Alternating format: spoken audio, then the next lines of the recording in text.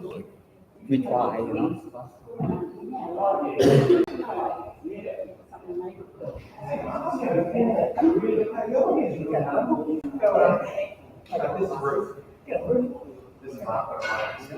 I just want to let you know because we do live streaming. You are on the stream. If you are comfortable, then it's okay. Otherwise, you know.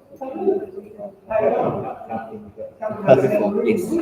It's just the back end. Yes, it's just you see. Do you see?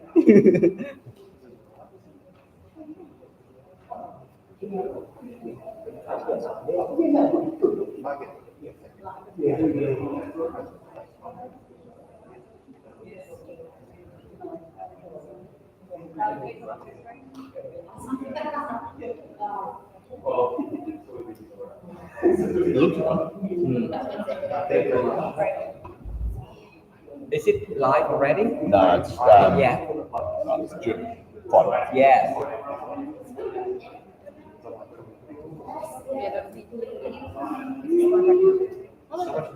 And we share on our Facebook page.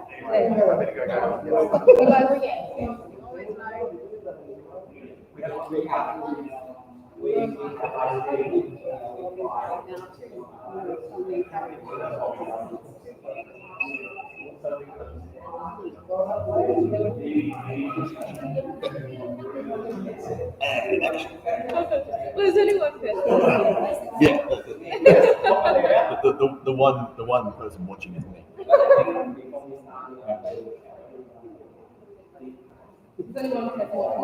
Yeah. Yeah, this is the first time. We're just testing whether we can make it work and see how it's going to sound in here. Oh, good job, done. I mean,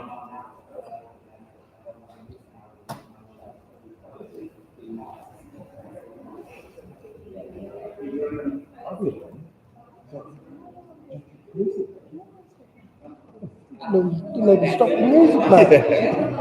Anyway, Ryan. very good. How are you?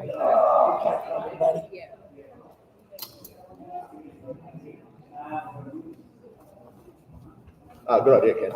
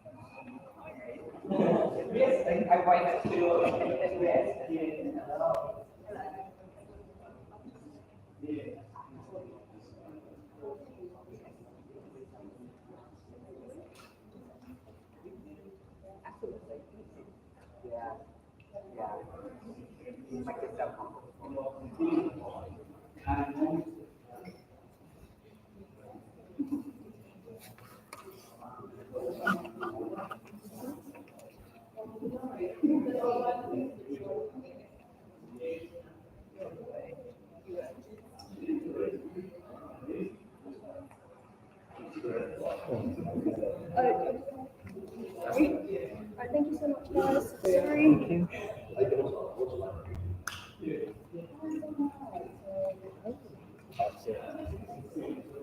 Oh, that's cool. Camera is here. Yes. Whose camera is that? Live stream. Our camera. Yes. Since when do we have YouTube live. Leon. Okay.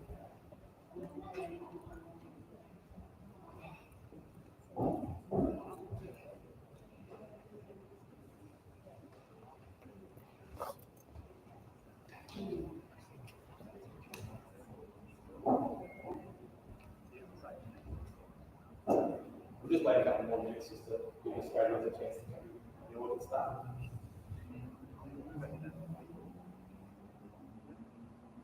Fill up the front row. It's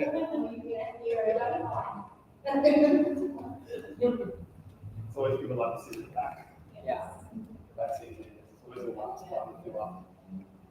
So I think the front seat will be for someone who come like this punishment or Actually, just for the audience, just letting you know, we are actually recording this as well. So unless you want to get your face on camera, just like this one. But just if you've got any concerns or queries about it, let us know. But sorry, you're on camera. Yeah, that's all right.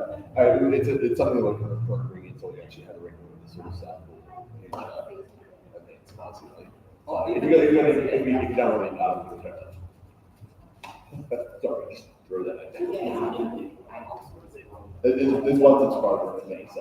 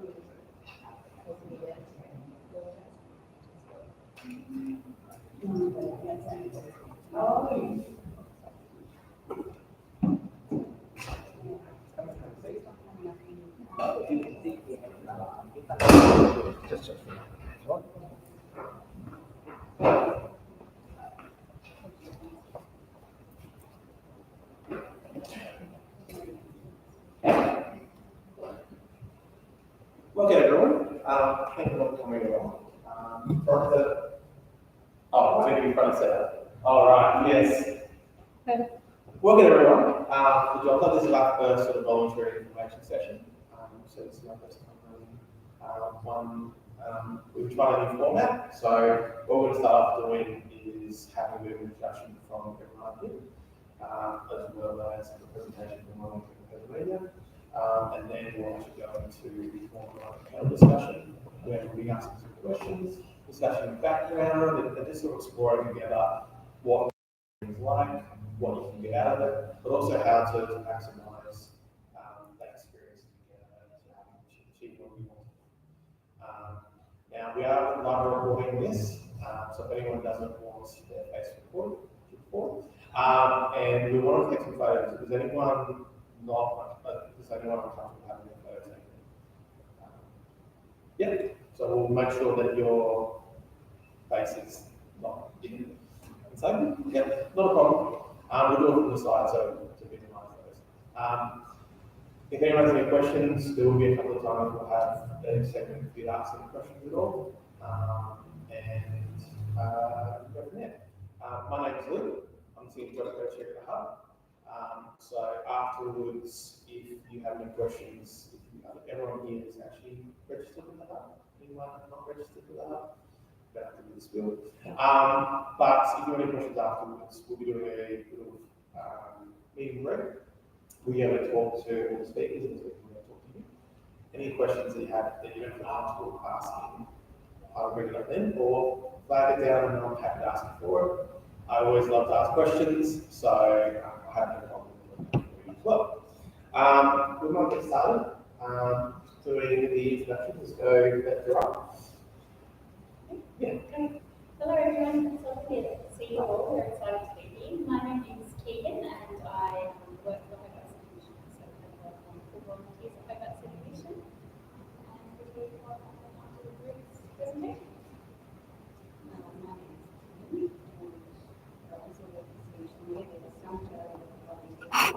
you look up the rest of the financial year and try to remind us to newsletters. So if you were a volunteer, you could probably help me on the and through paperwork and try and figure out what you want to do. And we're on Ruth, working volunteering Tasmania on a program that's looking at inclusion and accessibility volunteering for priority groups and people who are unemployed in one of those priority groups, along with you who are migrants and people with disability and young people, First Nations people. So that's a great project, and that's why we're here today. I personally have had a long association with volunteering. I love volunteering. I'm quite passionate about encouraging everyone as possible to get in the community, and many of you probably do volunteer already. You might just not call it volunteering. My first experience of volunteering was actually at Cosgrove High School. So I used to live in Continental Road, just in Glenorchy, and at Cosgrove High School we had a program where we went to Glenorchy. So it's called Glenorchy. So we go down and volunteer and spend time with people. That was my first experience of volunteering. And I've also spent 4 years volunteering overseas. So I've certainly seen what a life-changing impact volunteering can have on a new individual, but also on the community that you're volunteering in. And it's the best thing in the world. So I want everyone to be able to see how great volunteering is. I'm Jess, I'm the Volunteer State Volunteer Engagement Officer. So I look after just over 3,000 volunteers in Southern Tasmania, volunteer for Tasmanian Fire Service and the State Emergency Service. I'm Lydia. I work at Community Transport Services Tasmania, CTST for short. I am the people capability coordinator, which myself and 3 other people would coordinate volunteers statewide that are with the workforce, beyond the transport as well as social outings, home maintenance, social support workers. It's a volunteer who doesn't have a volunteer people. Fantastic. What we might do now is to do a presentation.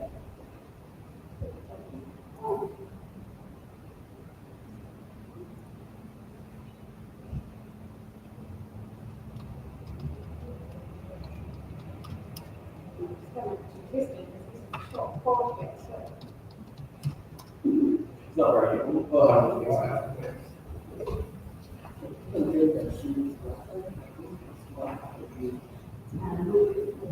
not very good. So, as I said, I'm a volunteer in Tasmania, and we are the chief body for volunteering in the state, so we're a statewide organisation. We've been around for more than 30 years. So we get funding from the state government to be the chief body, and we also run federal government programs as well. So we represent all the volunteers in Tasmania, of which there are more than 300,000, and also provide support to the organisations such as those with us today, for them to be able to manage volunteers the best way possible. And we're also here, particularly now, because we've just finished celebrating National Volunteer Week. So all of last week, we've been celebrating Australia's largest celebration of volunteering. And that started in 1989.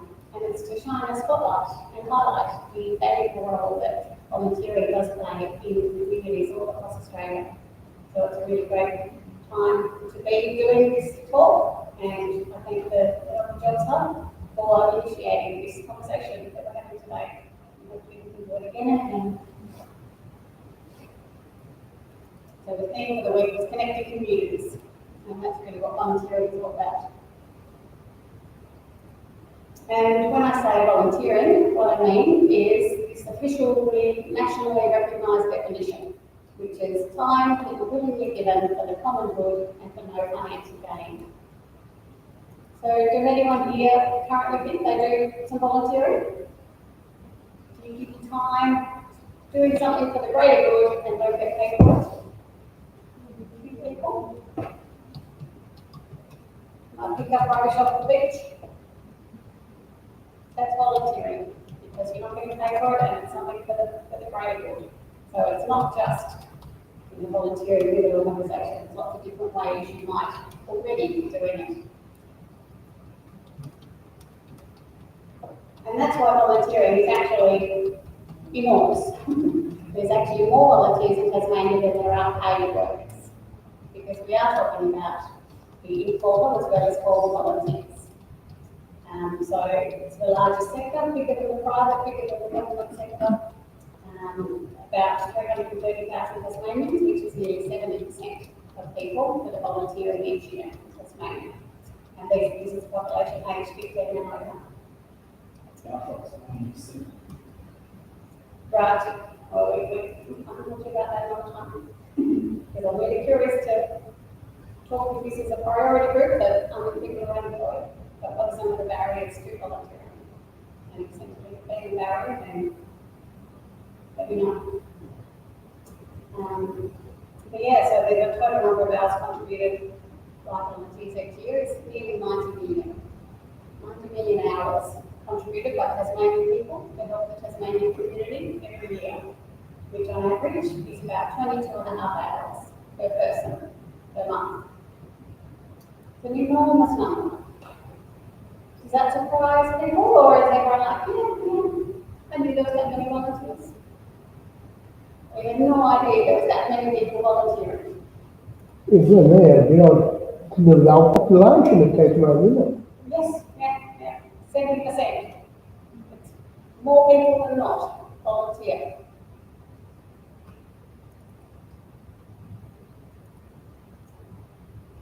So there's actually a lot of economic and social benefits to volunteering to the state of Tasmania. So for starters, if we needed to pay everyone who was volunteering, it would cost the state $3.6 billion per year. Obviously, we as a government, as a state, can't afford to pay the volunteers that much because we've got stadiums to build and all those important things. But there's very important roles that volunteers have that are critical to keeping the state functioning. And for every dollar that we invest in volunteering, so this is why it's so important, this is why the government wants it to keep going. For every dollar invested in volunteering returns a benefit of $35 to the economy. Jobs are also created through volunteering activities. And it's not just the economics, it's also the social benefits of a community. So there's a well-being index and a life satisfaction index. And all those things are higher when people are actively volunteering. So we run a state of volunteering survey every 4 years, and that's where this data comes from. But 54.2% of the community members attribute the well-being of their community to the volunteers. Who is it that's volunteering? You might be surprised to know it's not just retired people that are out there volunteering. It's actually across every single demographic. So there is a bit of a myth that young people aren't volunteering, for example, but it's just not true. People are volunteering in high numbers, particularly from the ages under 44. Like the three highest levels of volunteering, all over 70%, are all aged under 44. So the typical white drops off in that age bracket of 55 to 64, but otherwise it's pretty consistent at about 65 to 70% across every single age bracket. Couple of questions. Is there any adjustment between formal and informal volunteering by age group? No. There might be, as part of our 100-page state volunteering report document. So I think we'll look, but I'll tell you a bit more about informal versus formal in a couple of slides. But yeah, if you want to ask questions at any time, just interrupt, that's fine, as we go. I'm trying to get through it all quickly so that we've got plenty of time for questions.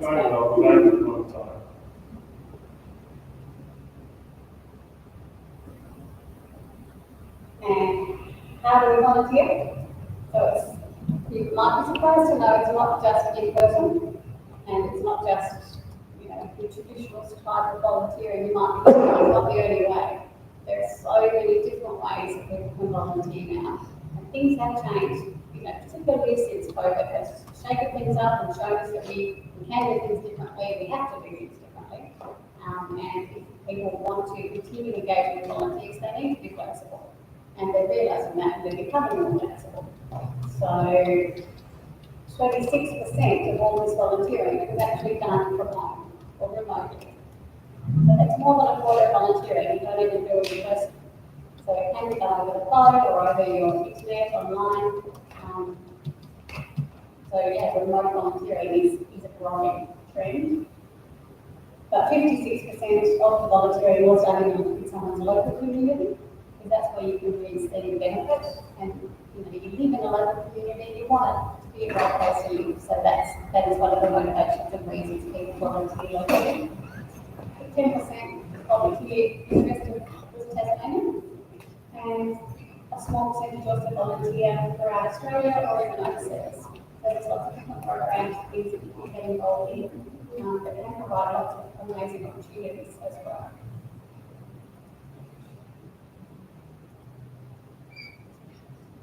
And there's different ways you can volunteer. It's not always the first Sunday of the month kind of regular fixed volunteering, although that is still a thing. But there's also much more flexible and sporadic volunteering, so that you can do it when it suits you. And you can tell volunteer organisations when you are available to volunteer and how often you would like to volunteer. All of those things are really much more flexible now and are up to you to negotiate and talk with the volunteer organisation about, because it needs to be something that suits you as well as is useful for the organisation. So it could also be a one-off volunteering. It could just be for an event or to support a special activity that you really want to get involved in. You might really like the arts, so you want to support an arts event. Or it might be in natural disaster recovery or emergency response. But that's just, one-off that bushfires just come through my area, so I'm just going to get involved and help out. So that a lot of COVID as well, the responses. So yeah, like we talked about, there is two different ways that people can volunteer. And one is for volunteering, and that's when you officially register with an organisation such as those with us today. So there'll be an onboarding process, an induction process. You might need to fill out an application, you might even have an interview for the volunteer role. And there's also lots of benefits associated with that kind of volunteering. So often there's training involved that you can benefit from. There might be a referee or reference that's available for you. And yeah, lots more formal procedures around that and insurances and things. So some examples of that include working in an animal shelter or a charity or for an organised clean-up day, like Clean-up Australia Day. That's an example of a formal volunteering role. But you can see in the graph here that formal volunteer rates are declining. So they've dropped from 62%, so there used to be more people doing formal volunteering than informal. But now those proportions are switched, which is also probably to do with an increasing awareness as to what informal volunteering is. So more people might be more likely to self-nominate that they are an informal volunteer now, because there's improved awareness coming out about it. Whereas, yeah, you can see informal rates are steadily increasing from 56% in our last volunteering report in 2019 up to 70% in 2023. And there are some very active people out in the community that are doing both formal and informal volunteering. So that's why the numbers add up to more than 100% there. But an informal volunteering role is not necessarily attached to an organisation. So it's a bit more casual, and you might have no registration process or no induction, no insurance. So for example, like we talked about, you might be walking on the beach and you decide to pick up rubbish. But it might be that you're volunteering at your local school, like just helping out in the classroom, but there's no official processes around it. But yeah, assisting people outside their household. So, I've got an old neighbour, sometimes I know the front door, that kind of thing. Is what we're counting as informal volunteering.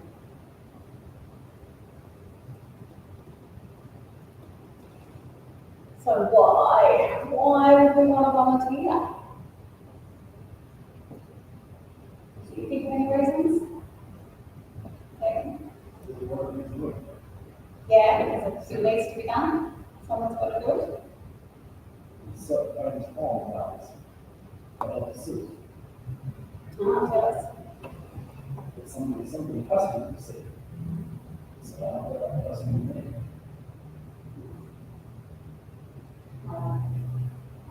I've also been quite strongly motivated by Dr. Zeus's and Lawrence. Because unless someone like you cares a whole awful lot, unless someone like you cares a whole awful lot, nothing is going to get better. It's not. Well, I took that personally when I was younger. And I thought, well, I care, so I'm going to do something about this.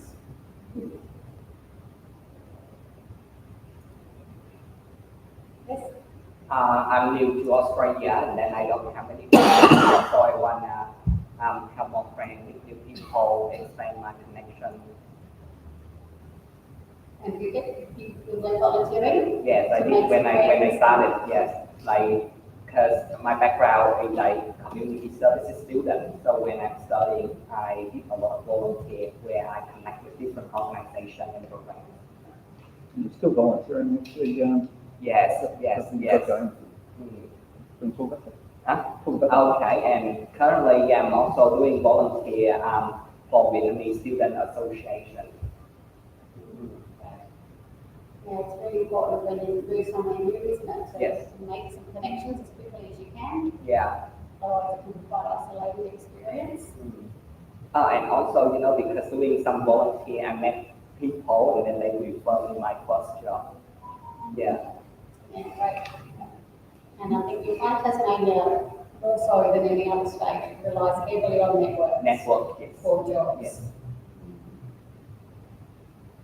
Anyone else think of reasons why?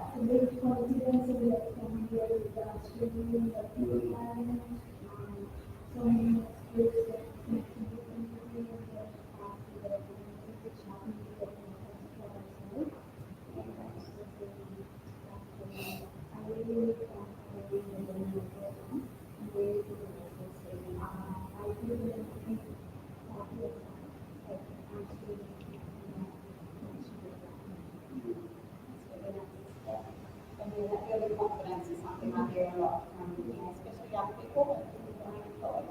I think volunteering can be such a good way to just try something new or just help get out of your slump and just build that confidence and, oh yeah, I can do this. That's the first step. Can be a try before you buy it. You might interested in a particular industry, buy a service at AEST, you might decide to get emergency services from that sort of stuff. So it's a good way to sort of test it before you actually really make the jump. Investing in training or time. Yep. And your skills, yeah. Just try and see if you like it.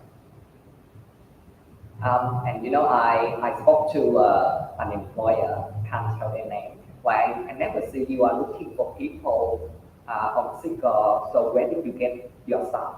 They said like, we normally interview our volunteer pool first, and when we have enough people, we don't just look outside. Yeah, we'd love to see that. It's really gives value to the volunteers. Yes. Because a lot of volunteers do have that as a motivation. Mhm. They want that experience in the Australian workforce or just within that particular industry. So it's really a positive thing when organisations will look to their volunteer pool first to recruit. I know a lot of aged care places do that. I think I've volunteered before because my friends asked me to, so helping out someone that I care about, I want to support them in their cause, so volunteer to help them out. Yeah, absolutely.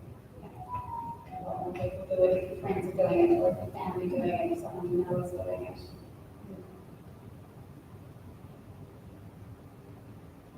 Absolutely, all very good reasons.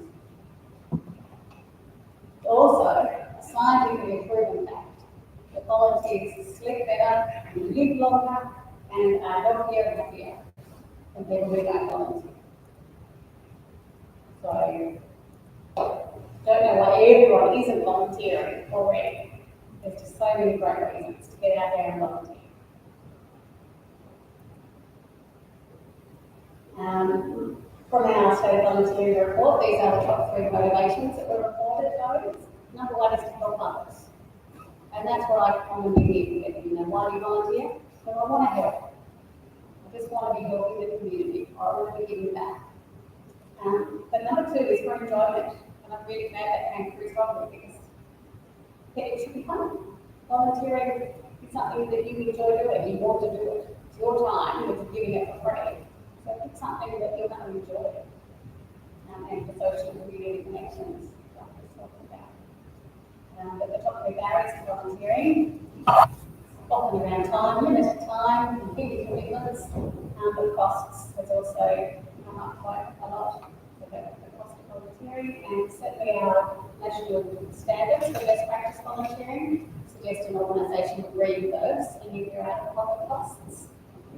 So it shouldn't cost you actual money to volunteer because you're already giving your time, but it varies a lot from different organisations. So it's up to the individual organisation's policies, what they're going to reimburse. So if cost is a factor for you, then you need to be upfront and talk to the organisation about that, about whether they reimburse or whether there's some kind of honorarium that they pay to the volunteers just to offset any travel costs, for example, to volunteer. And burnout is also becoming really a lot more common, unfortunately. Volunteers are just giving so much and often being asked to give more and more. And I think it's the same volunteers, especially in rural areas and regional areas. The same volunteers are always the ones that put their hand up to do things. So burnout is becoming much more of a problem. We've talked about most of these. I think there are so many benefits to you as a volunteer, as an individual. Some reasons why you might want to consider volunteering. This is a lot of different motivations, and all of them are okay. It's okay to want a job and using volunteering as a stepping stone. Volunteering doesn't always have to be, oh, I want to do good in the world. It's okay to have those motivations of I really need a job, and I see volunteering as a step towards that job. Because of the networks that you can get, the professional experience in the workplace, connections, the referee for your resume, to have skills and experience on the resume. It's often considered even more highly valued by an employer if you've been volunteering, because you're giving the time for free. It shows you're civically minded too. A lot of employers look at it and go, oh, this person actually cares about the community they're in as well. Employers do like to see that sort of stuff. They actually feel like you've actually you're doing it more than just being a mercenary. Yeah.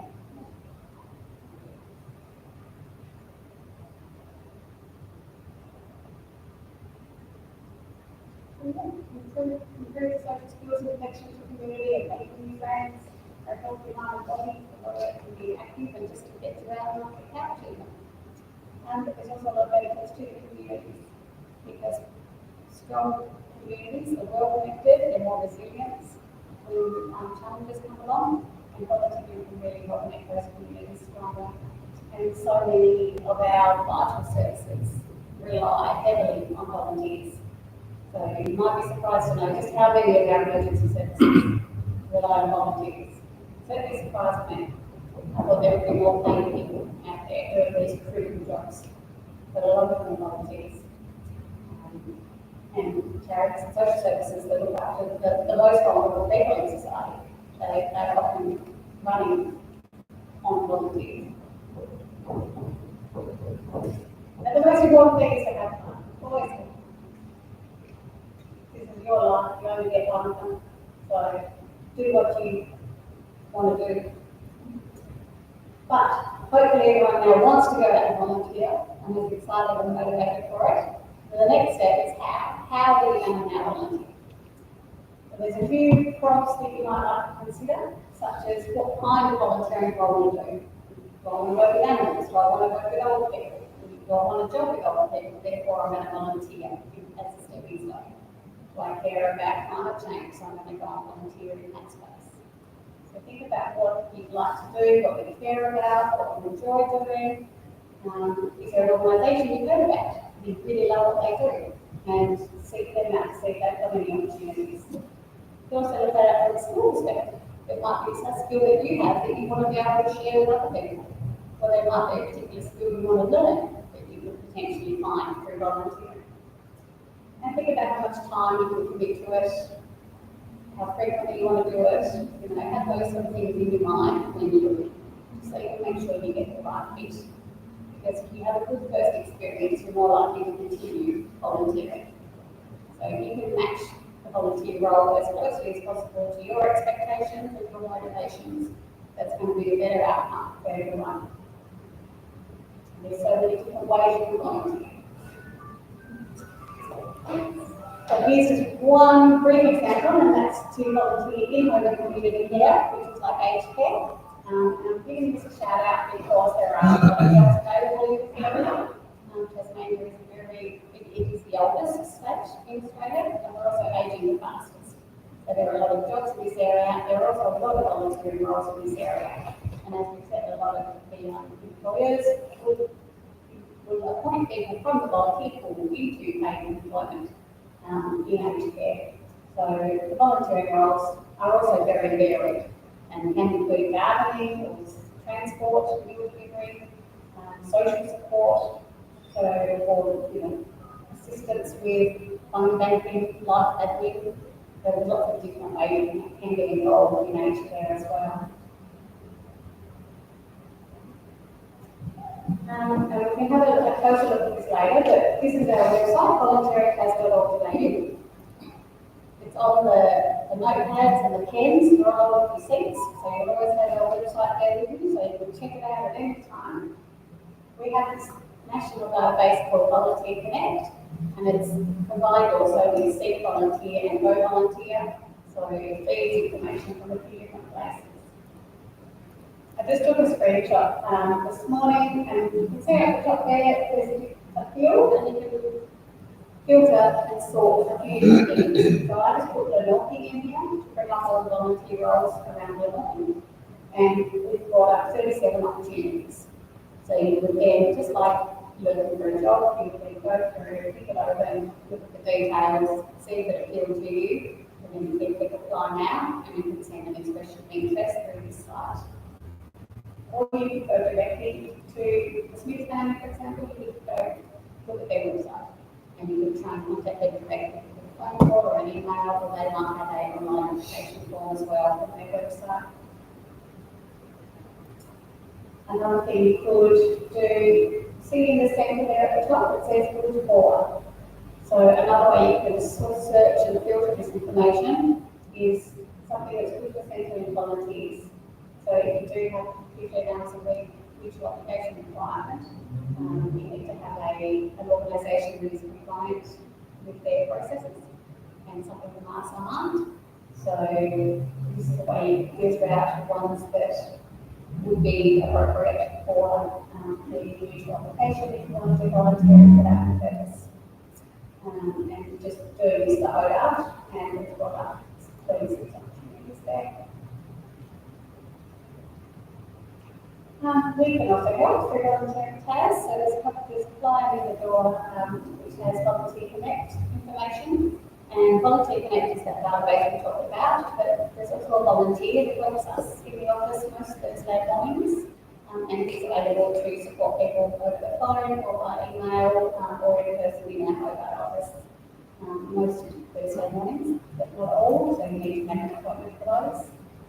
And we also have an inclusive volunteering program, there's another flyer there. So for anyone who has a disability or is on a mental health recovery journey, they're able to access additional support. So that's more of a case management approach, where you'll be more supportive and placed into a more inclusive and accessible organisation. You can follow us on social, like that. And I'll finish it up there for now. Then we'll move on to the next bit. And we can come back and do a search on the website, which is this.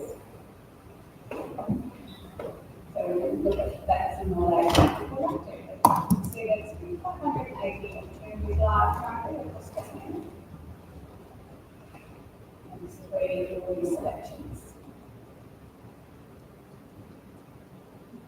Well done. Yes. Thank you very much. So what we're going to do now is a little bit of the open discussion. So I'll start by getting a little bit, talking a little bit more about what sort of role and what sort of stuff you guys have that you have to do with you. Not you to think about it. Sure. So Hope Accident is a charity looking after the most vulnerable people in our community. And they rely heavily on over 17 decades on volunteers. We don't have volunteers, we actually just do what we do. We have a strong retail division, and that's raising funds for programs that we offer. Some of the programs are designed just to get people through the next day. And then we have them all the way through to the next programs where really intensive support is offered. Most of our volunteers go to retail, lots of reasons that we've already mentioned. And I guess we try to work with the person about what their interests are, what their availability is, and match them to a role suitable. So we have administration roles, we have client-facing roles, taking up around and around the onboard. We have event roles, we'll be super flexible, we can just work with you where you're at. What that time value is, it's not just your time, it's your personality, your skills, that your experience, and everything else that you do as a person. It just enables them a nuance and that effort to go into the community. And that's what our volunteers do for us. We also have retail opportunities in this talking about we're lucky enough to have workshops scattered around Hobart. So currently we've got one down in Glenorchy, one in Surround, and Stan, so we're all over the place. One's just down the road in Glenorchy, and we've got our massive workshop at Hobart as well. So there's another opportunity for volunteers to join workshops. Garage. I suppose with the Tasmanian Fire Service and State Emergency Service, we are basically a volunteer organisation.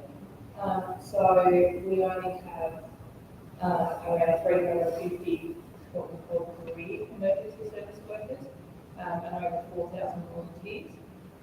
So what we sort of look at is people that are, we have two, I suppose, strands of volunteers. We have our operational strand, where people actually work on our trucks and work in the community.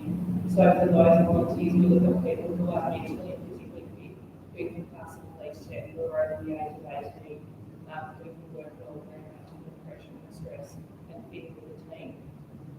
We also have our support side, and these people help us with maintaining our trucks and washing trucks and helping out with making every day and training and those sorts of things. So they still need to be mentally fit. Physically, we can obviously overcome, but we do need to pick certain locations depending on what challenges you might have. So, yeah. I think it's amazing that you don't realise how many people actually volunteer. The ones that fight fires, that are protecting houses, that are doing all this work to protect and help us are actually volunteers and do it all the time unpaid. So, and the same thing goes for like first some efforts on raising personality in rural areas where actually volunteer and it's people doing that and actually saving lives. So it's not just, there's such a scope of volunteer opportunities out there that can really fit into a lot of people's choices and lifestyles. Thank you. So we have about 350 or let's say volunteers statewide. Here in the south, we do transport, that's making people up in homes, taking them shopping, meeting with cleaners, dropping them off at doctors, taking them coffee, those types of things. We also have a passenger experience volunteer, so that goes on the buses with a volunteer driver and takes it for about social outings, so sightseeing, lunches, shopping, engaging with the community, for people who are older, not as connected with the community than they used to be. And then on board with those social support and maintenance as world, hopefully they'll roll down to the south at some point, and they also want to control and maintain. It just really is aged lawns and houses as well, and so just of course taking out having coffee with them, doing their shopping, or even just sitting at home with them, having coffee and a cup of tea. And most of our people come from a background of driving, but we've asked them if lots of people are interested in the passenger experience. They don't have to have that background of driving or even a qualification for driving, and still connect their community, trusting in aspects of the driver, communicating with the driver, and then giving us feedback as well. Thank you. Now, do we have any questions? Now we know sort of the opportunities and the background. Is there any questions at all from anyone? No, of course, we can just ask if we can first one to ask a question. So, I've got another question. How many of you know of people that have actually found employment for organisations through the volunteer?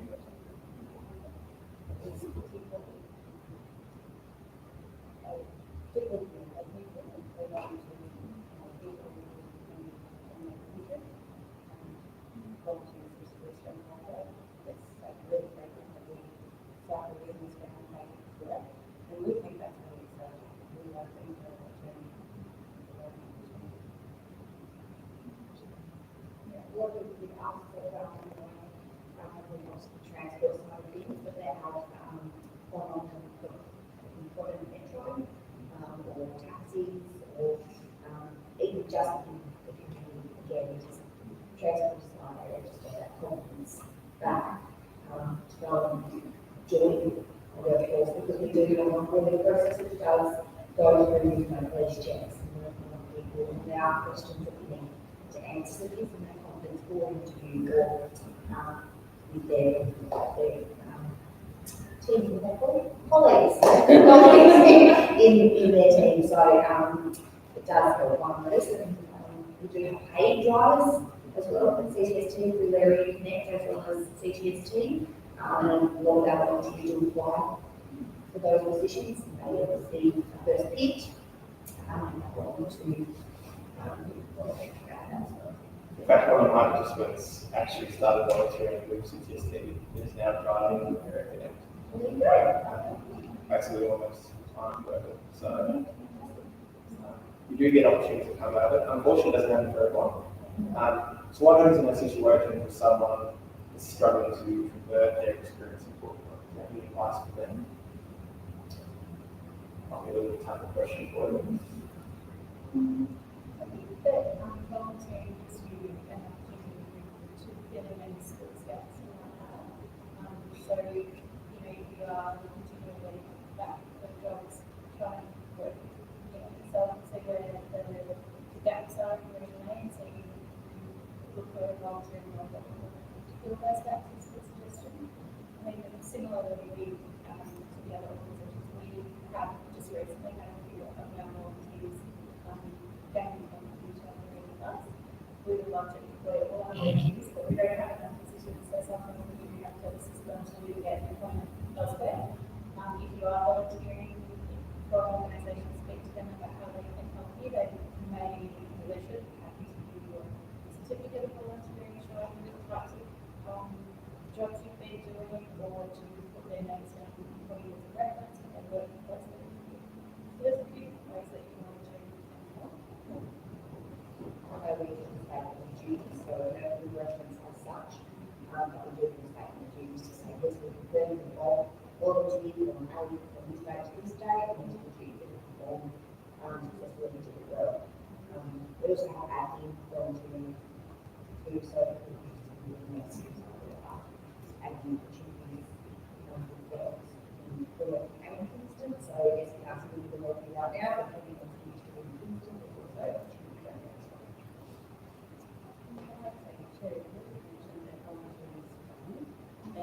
That would have other things to do with like routines and just getting these things with their results so much. So even whilst you're trying to be aware, it's looking at your whole well-being and the next part to continue to go to. We are. So I was giving a presentation to a group of national wellbeing And one of the other participants there was like, well, what's the percentage, you know, of a volunteer, what's the percentage likelihood that I will be offered a job? That was his question, and it's like, it's sort of reframing it a bit, because it's not about that, it's about the skills that you're building, the experiences, the networks, the referential statement of duties, like all those other benefits that will be transferable as well. So it may not be that the patient volunteering is able to treat the type of job, but look elsewhere, look broader and see where your skills are being transferable to. And that was a big thanks for him and sort of realised, yeah, the benefits went out beyond. We had a really interesting case. We actually had a guest come in today, this morning, actually come to talk about a presentation about the program. And they were full-time in the role of public. And they volunteered that organisation for 12 months. Without being involved in it, they wanted to go. So it's funny how these things can happen. You don't intend when it's going to happen, but you get the mark to do it back in volunteering and having that. So it was really, really cool to see, especially on day one we had a session where we had about volunteering to have someone that actually got their job through volunteering. Any more questions? There we go. I'm reading off the script, so apologies. But what are some misconceptions, probably starting with Ruth specifically, what are some misconceptions that you can demystify for the audience about what volunteering entails and what it looks like, and what sort of stuff can we sort of change minds on? What are the misconceptions that you can identify and how to fix that? Yeah, well, I guess the most probably one that I've come across is that people have a fixed idea of what volunteering is, and it usually involves op jobs. Yep. That's where I was going with that. Yeah. But it is. It's so much more flexible, and it can be whatever you want it to be, and wherever you want to be, and however you want it to be. So it is a matter of, you know, thinking about what you want from your volunteering, and then going out to find something that's going to suit you, and to be aware that, you know, 70% of our population volunteers, so it is a lot more common than you might have realised. And so it is something that you can also get involved in for a lot of all those reasons that we've talked about. And particularly for the audience that may be coming from a culturally or linguistically diverse background, what are some barriers that they might face, and what can we do to overcome those barriers for those guys as well? And this is for everyone. I think having open conversations in the beginning is really important. So if the motivation is to improve English, that shouldn't be a barrier. That's just one of your motivations. Whereas a volunteer organisation, they may have a understanding or misperception that they need people with a high level of English skill before they will take on a volunteer. So it is. It's a matter of being clear about expectations. So be open and honest from the word go. You know, you do want a role with people so that you can improve English. And there will be a lot of organisations that are very happy to find something that will suit. Some organisations might not be suitable, but don't get disheartened. We also need to have working where we don't quite fit for some people. We don't just go, sorry, that's it, we're going to do that. We're going to speak for us. So we look to volunteering tasks, email that person, or email the website group, or phone numbers that have those connections that can then call someone or look up something that might be best suited for that person. So don't be disheartened if it isn't. There's always something else. Yeah, it's finding the right match. And that is where the volunteer connect, volunteer that helps us is really helpful. Because there is something for you, I can guarantee it. But it's just a matter of connecting to the right place.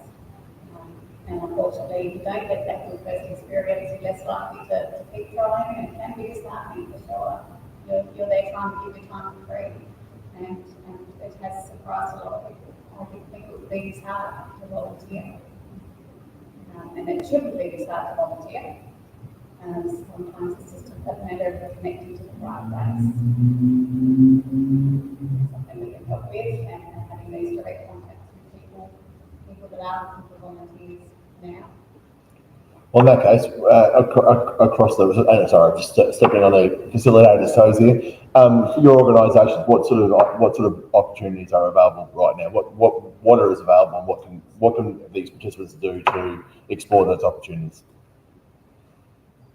Most of what we have available is our return homes. Yep. So customer service points, sort of donations from the community. That, if that's the interest in, we also have communications with spreadsheet links together. And also newsletter and for our usual drugs come up throughout the year. So emergency relief for special events. Sure. We just had so we had volunteers that don't give everyone 5 hours. looking after the problems and So, what's your process with recruitment for volunteers? How do you guys go about it? So there's a flyer on everybody's chair, it's got a phone number on the website, and you're more than welcome to get in contact with us and we can talk through. What we usually do is invite people to an information session, we welcome them here in our office in Newtown, and we're meeting all night in front of the session, and it introduces volunteers to a little bit more information about our organisation, what opportunities. We can also help people organise their police check and their people after those sessions, and we pay for those checks as well. And then once those checks have come through, we work with volunteer to place them to the best store for what they're looking for, or the best role. Sweet. Yes. I suppose what we're looking for at the moment is obviously operational and non-operational emergency service workers within this area, which is sort of staff and participants who sort of in this area, is we actually run a wait list for like the northern and southern October, because we do have large population centres where we do have lots of people trying to join us. So we do run wait lists. Don't let that dishearten you, because we do go through our wait lists, but certainly the further out of Hobart you go, like Ferntree, Hillville, sort of Brighton areas, we are desperate for volunteers the further out you go. So, yeah. We're, transport, obviously, but we are mainly looking for passenger experience volunteers. That's a new role we just introduced. So we're trying to get at least one for the PMBs. Every social housing driver, and they happen just a whole number. That happens every day. Or probably say if we're walking, maybe twice a week, maybe 3 times a week, social housing goes out, and they're hoping to get someone on that bus every day. Social housing. That's the main one we're looking at, but transport is always there. And there's also happening. Yeah. So for our onboarding process, put on the chairs, but we continue to get up and go. There's a few little cards over there that have a contact number and an email address as well as the website, where our registration goes to. So we'll see to get the process started. There's induction sessions, and then fun runs, and there's a lot of schedule processes. It'll be a great opportunity after the session to go into something as long as I talk about it, I've had a chat about that, I'm sure they'll be more than happy to talk about it, that's what they're here for. And, find out if that's something we actually really want to do, if you want to know, just explore it. Anyone? I was just going to say that, we have volunteers for all of the organisations too, but a really broad range of backgrounds and ages as well. We can have volunteers from 16 up to volunteers volunteering with us, and everyone brings something different to the team. So, yeah, whoever you are, you've got something to do. That person. Exactly. Not only my first time at CTST, but not even it's a driver as a woman, it was DMT there as well. But it's amazing to see that it's now in the we've got so many of them coming in, doing different roles, and so to be able to see the diversity between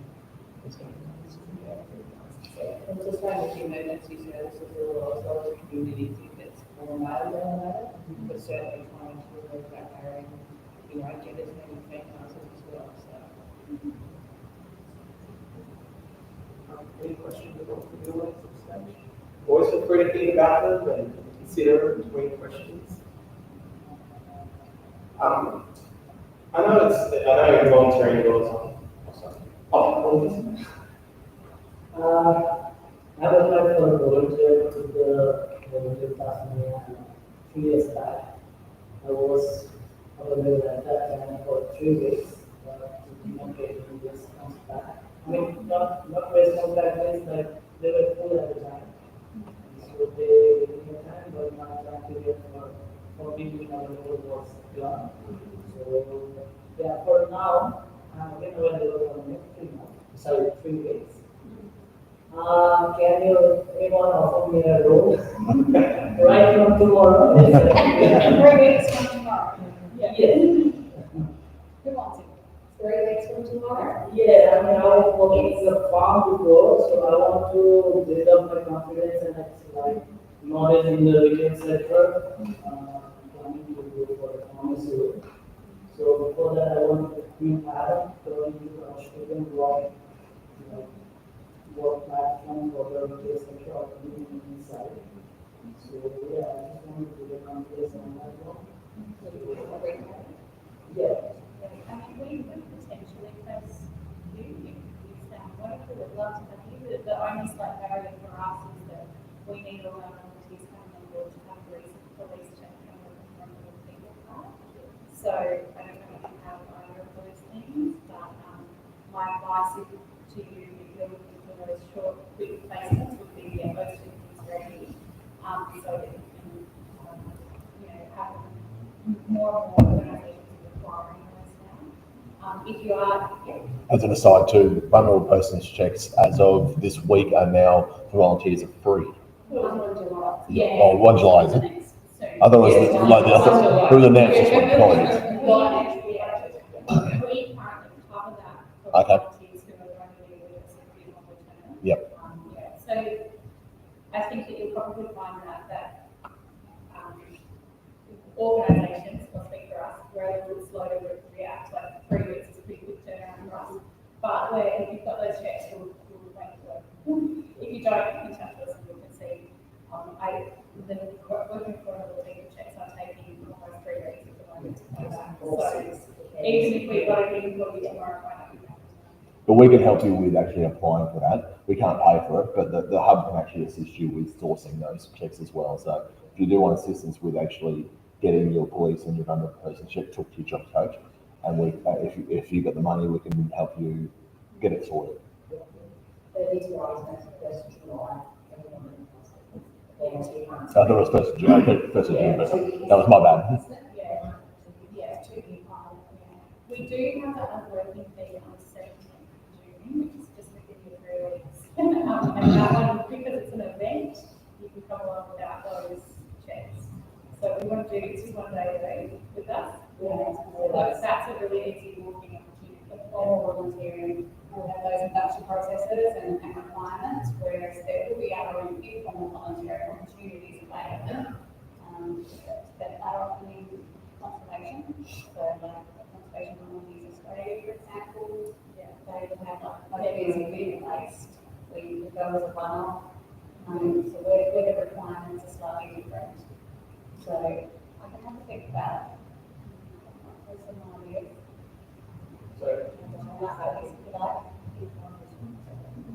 So working on a people has us pretty much for all of three. We live in Wales and so we do have those requirements and public transport requirements as well. So Not always, but certainly with us, pretty it's standard. yeah. All volunteer roles are police check, which again there is, according to their policy, it's a hazardous that is. But they will often pay for it to get done. Might be within the last 6 months, or might be within 2 years, and not always there is. But yeah, I still think it's a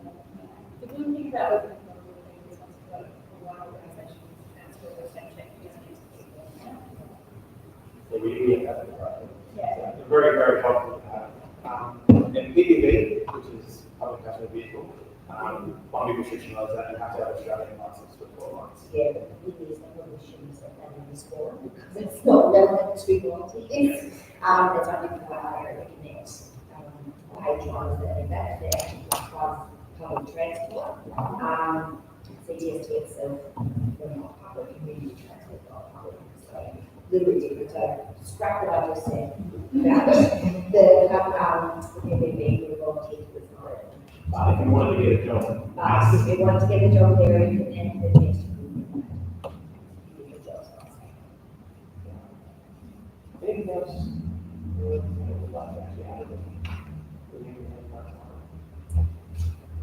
Thank you for your time. It's really, it's so exciting for us all to see so many people who are potentially interested in volunteering. We appreciate you coming on. We'll finish up the set. Is there any other questions anyone else?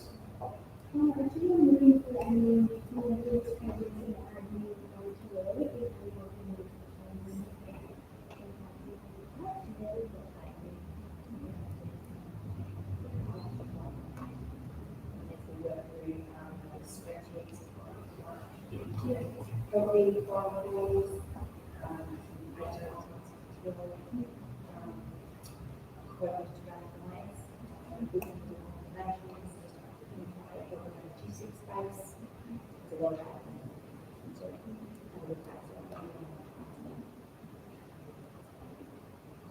Any other questions at all? Thank you. Well, on behalf of everyone else here, thank you so much for coming along. Thank you very much for your kind words. I know that even if some of us, you've done it volunteering or getting more involved, it's still great to know where young people are and what should be out there and the ways in which we can support you get forward. So I think we'll round of applause for our panel. So we're going to do a bit of a networking session after this. Stick around, feel free to ask questions. If you don't feel comfortable going to someone by yourself, come find me or one of the other coaches. We're more than happy to introduce you. We're much used to do it. Other than that, thank you everyone for coming.